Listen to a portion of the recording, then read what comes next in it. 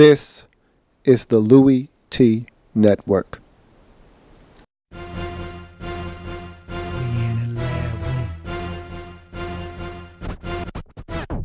Man, I love some football. Man, I love some football. My favorite week is week 1, cause I'm watching football. But first comes the preseason, and I don't take a day off. And then it gets even better when your team makes the playoffs. 32 teams go hard for one thing.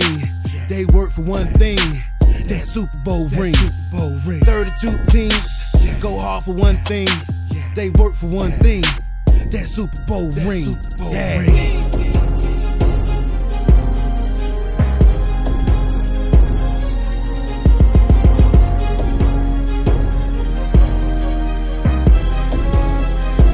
We in the lab room.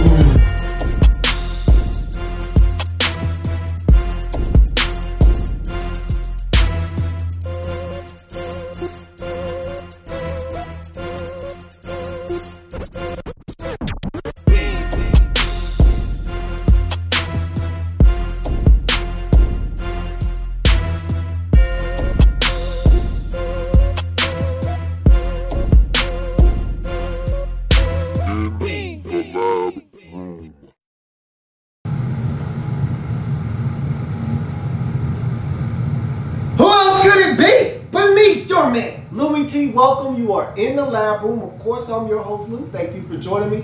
Week number 8 in the National Football League. Arizona Cardinals taking on the Philadelphia Eagles in a matchup versus 2 5-1 football teams. This qualifies as the in the lab room game of the week. And so, this was a huge one in Arizona, and I talked about this home field advantage for this Cardinals football team. I said that after New Orleans, after Seattle, this is the most dangerous place to play in the National Football League. Cardinals are undefeated at home this year, and this is a team that gets it done. They find a way. It's not always pretty, but they find a way to get it done at home. Could they do it again against arguably their toughest opponent of the season to date, in the Philadelphia Eagles, who are coming off of a bye week, fully charged and rested, not having the services of Darren Sproles, however, in this game. So that could loom large in the outcome of this game. But again, can't cry over spilt milk. You have to move on, next man up. So we jump into the breakdown of this game. And first half, a little disappointing, but this turned out to be a beauty when it was all said and done. After a drive that featured 4 Eagles penalties and a Michael Floyd touchdown drop, Bruce Arians decides to pass on a Catanzaro 53-yard field goal for a punt. That was a little questionable. I didn't understand. The kid is flawless on the season, has not missed. 53 is well within his range. I would like to think he's got a huge leg. Why not send him out there in a game where you got to think that points are going to be of the utmost importance, especially being that the Eagles can score, so can the Cardinals. You would like to think that, hey, if you could get a field goal, why not take it? And then to make matters worse, your punter ends up booming it into the end zone. So there was like a net gain of 20-something yards on this play, which is terrible. Try to field goal. I didn't understand that from Aaron, but hey, look, man, you're 5-1, not me. So, hey, I get it. I understand. You got the Coach of the Year award last year, not me, or 2 years ago. So, I get it. I understand, I guess. I just thought that that was a little conservative. But nonetheless, Eagles go 9 plays, 80 yards efficiently, ending the drive with a 21-yard Macklin touchdown. Little screen. Nobody's out there. One blocker blocks the one defender that's out there, and Macklin does the rest, gets in the end zone, and 7-0. Eagles on top in this game to get the scoring started.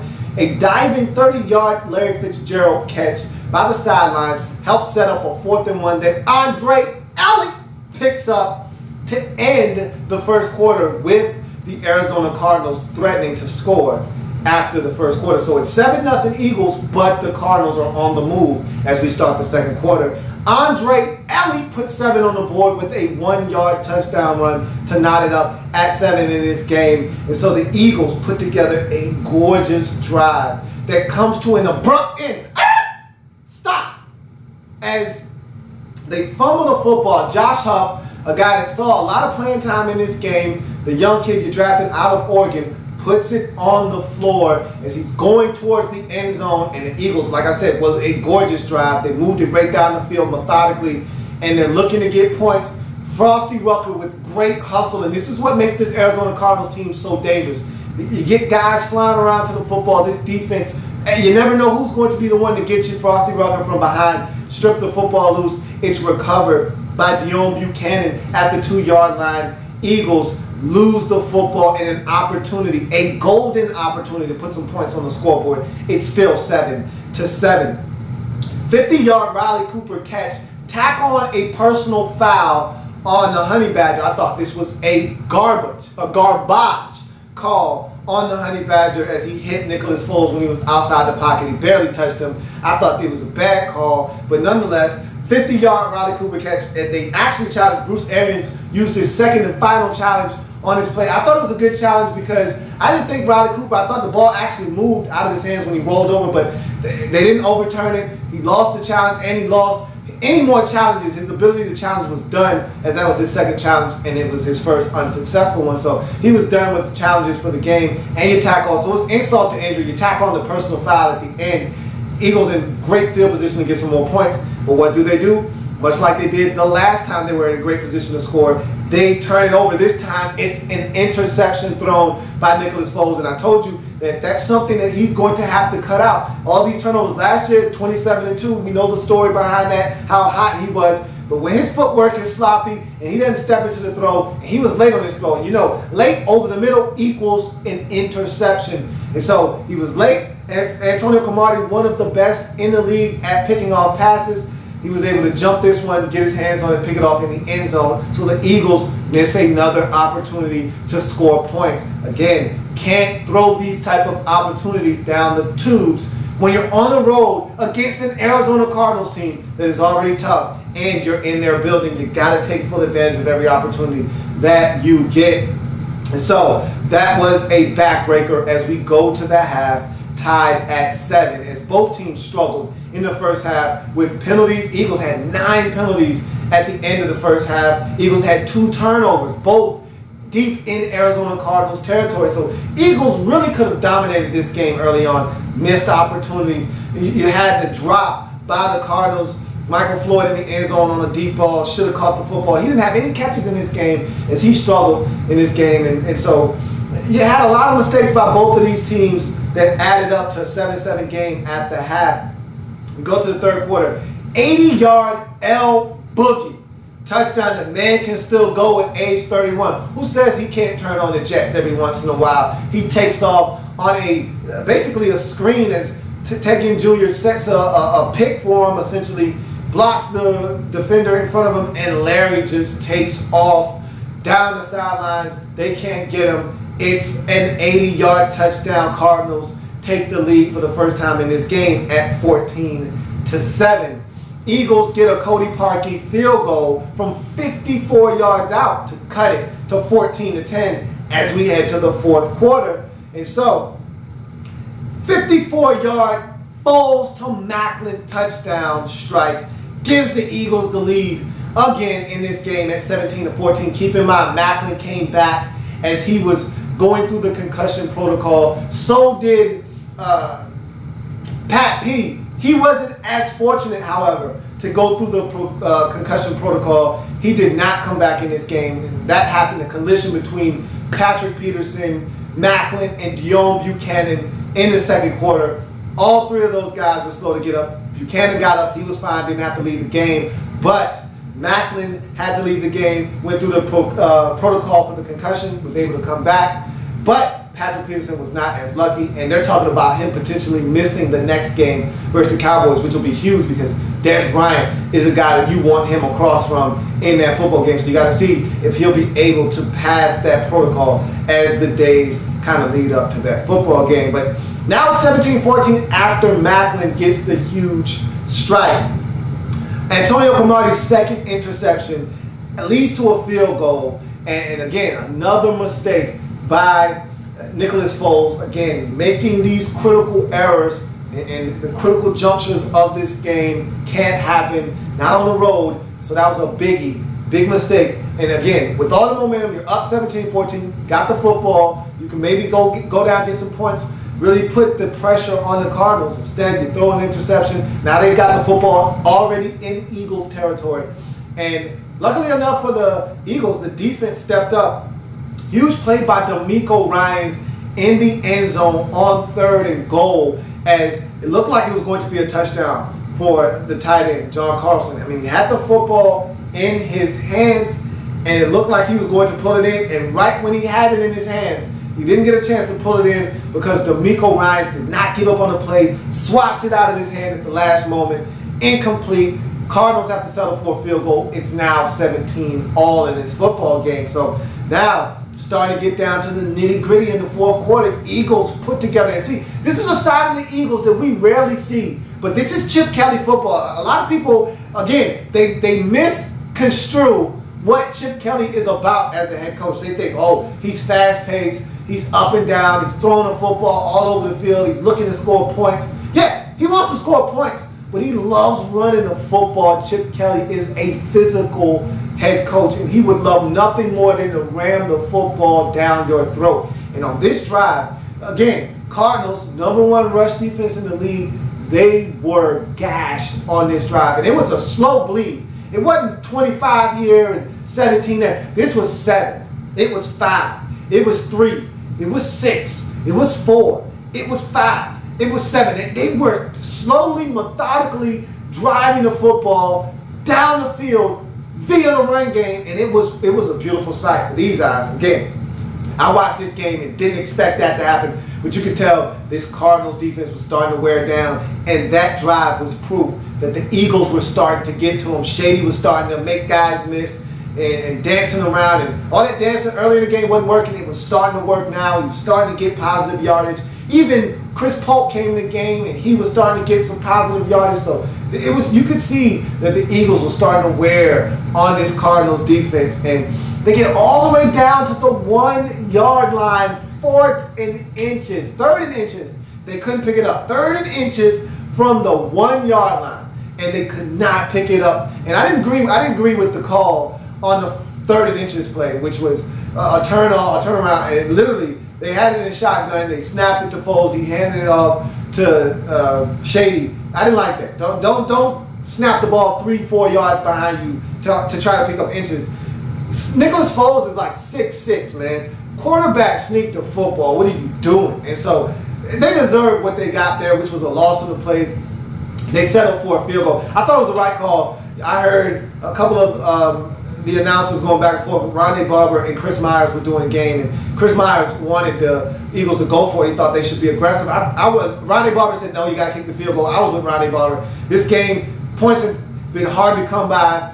Your defense is playing well. You kick the field goal. You put the pressure on Arizona to try to, win the game or tie it up with a field goal. No way do you go to that point of the field and come away with nothing, because if you don't pick it up, now all the momentum kicks into the favor of Arizona, and all they need is a field goal to beat you. So I didn't think that was the right move, because even if you don't you don't get it, I can see how you could go both ways. Devil's advocate, you could say, hey, even if you don't get it and you go for it, you got them pinned deep. If you get off the field 3 and out, you're going to get the football back in great field position and put some points back on the scoreboard. But I'm all about getting points when you can. You never know what's going to happen. And so take the points, let your defense, who's played well all game long, seal this one up for you. And so they did. Field goal's good. It's now 20-17, Eagles on top. And then here's where the game got wacky. I mean, this was a great finish. Sheriff John Brown. The Eagles shot the sheriff, but they missed. They tried to shoot the sheriff. Hey, they must have hit the deputy, because they missed Sheriff John Brown. Double move. Safety Nate Allen bites on it. Bites on the double move. John Brown, using that blazing 4.3 40 speed, gets behind the secondary. Carson Palmer does not miss it. He was not sharp this game, was Carson Palmer, but he was sharp on that play. John Brown corrals it, gets in the end zone, 75-yard touchdown. Bang, bang, shoot him up. Sheriff John Brown put him away. It's now 24-20. Eagles down in this game after seemingly having this game won.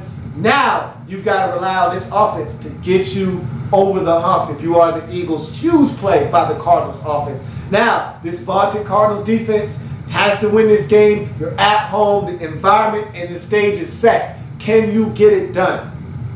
Eagles move the football down the field methodically. With 2 timeouts at their disposal, they had all the ammunition necessary. That touchdown was scored very quickly, 75 yards as you could imagine. Very quick strike. So 1 minute and 22 seconds left, 2 timeouts, ample time for a Chip Kelly-led offense. So they went down the field and they moved it, and they even picked up a 4th and 1 or 4th and 2, I believe it was, with a running play, and Todd Bowles was pulling out all the stuff. I swear he went 0 blitz at least 7 times on his possession as he was just sending the house at Nicholas Foles, and the Eagles were finding ways to complete passes, short passes, just keep it manageable. Never found themselves in a 3rd and long where the Cardinals could tee off and get off the field and win this game. They kept chipping away, short passes, chipping away, and finally they found themselves in striking distance. No timeouts remaining, about 24 seconds left, and they found themselves right around 18 about in the game where they had a couple of shots at the end zone. They took 2 shots at the end zone and left them with 1 second remaining on the clock. And they had a couple of opportunities. You had one knockaway by Dion Buchanan, which was beautiful, that left 1 second on the clock. And so this was it, ball game right here. Eagles got a chance, one last shot. Todd Bowles bringing the house once again, and he had brought the house on literally 3 consecutive plays, so it was the same coverage. The only guy out there was Rashad Johnson, and I said to myself, oh my God, there's 2 Eagles, 1 Cardinals defender, and the ball was, and Nicholas Foles literally just threw it up. I mean, he had really no particular guy he was just throwing it to. He just threw it to a space and was hoping somebody could come down with the football. And Jordan Matthews comes down with it, but Rashad Johnson with the play of the game to push him out of bounds in the back of the end zone. He does not get any feet down as the Arizona Cardinals escape the game and stay undefeated at home at 6-1 with a 24-20 victory over the Philadelphia Eagles. What a dramatic finish. What a game. This definitely qualifies as the game of the week here in the Lab room. And so, huge win. Cardinals 6-1 on the season, had a full 2-game lead over everyone else in that division in the NFC West. Meanwhile, the Eagles now have to sit and wait to see what the Cowboys do on Monday Night Football versus the Washington Redskins. They fall to 5-2 and temporarily take a backseat to the Cowboys in the NFC East with that 5-2 record. And so, huge win for the Cardinals. You never know what's going to happen, how their division is going to shake out. If, in fact, the final playoff spot, a wild card necessarily could come down between the Eagles and the Cardinals. This head-to-head matchup could be the deciding factor as to who gets in and who goes home. You just never know. The NFC is so convoluted right now. So, huge win for the Cardinals. Tough loss for the Eagles. They fought hard. They gave it a run. They had this game. They let it slip through their fingers. Too many mistakes. Those turnovers in the first half came back to bite them in the second half. Had they gotten some points early in the game, when those points were available, they might have been able to see this outcome be different. But it didn't happen. They didn't get it done. They're now 5-2 on the season. So that's going to do it for the In the Lab Room game of the week between the Arizona Cardinals and the Philadelphia Eagles. It did not disappoint. If it happens in the National Football League, whether big or small, we cover it all here in the Lab Room. Come back and join me as I have plenty more games to break down in week number 8 in the National Football League. See you in big.